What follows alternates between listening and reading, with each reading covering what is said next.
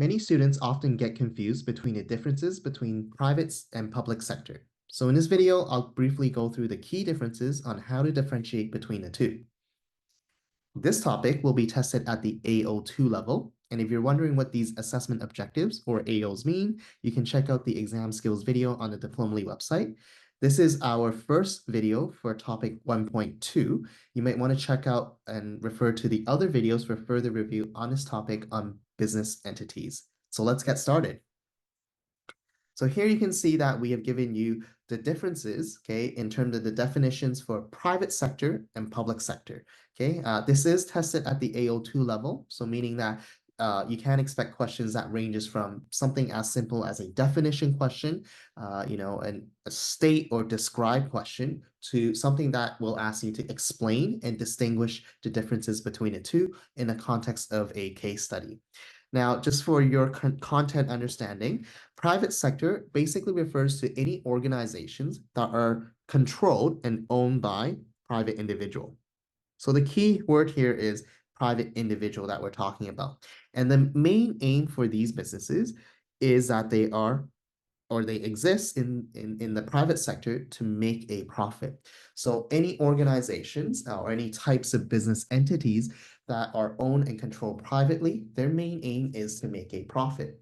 Now, when we talk about organizations and business entities that are within the public sector refers to a sector of the economy where you have businesses that are owned and controlled, generally by the government. Okay. And the main aim of these organizations are to provide essential goods, okay, and services. So if you think about what are some essential goods and services for the community or the society as a whole, these might include things such as education. So for example, organizations in the public sector would be responsible for providing, education for for the children within a country or within a city or within a nation, okay?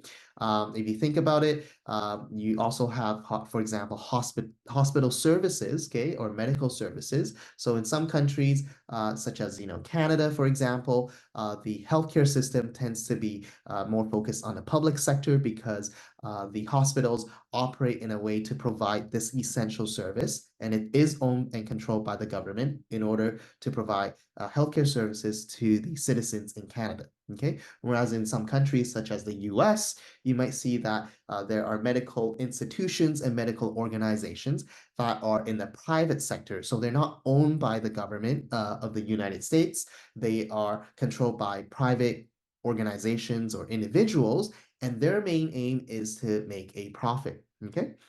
So as you can see in the private sector, you will see, business entities ranging from, let's say, a bakery or even a law firm, okay, which exists, okay, in order to make a profit, okay, and their objective is to generate profits for the owner or for the partners of the organization.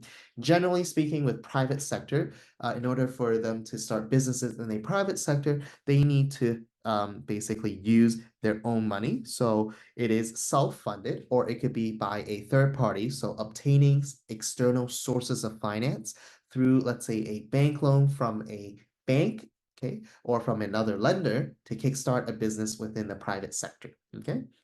In terms of the ownership structure, when it comes to a private sector, they could be both individuals, okay, or they could be an organization, or they could be a partnership, okay? More details on this will be discussed in the subsequent or later videos within topic 1.2, so you can have a look at those later on. Want to continue learning the content? Visit diplomly.org for the full video and access more BM resources.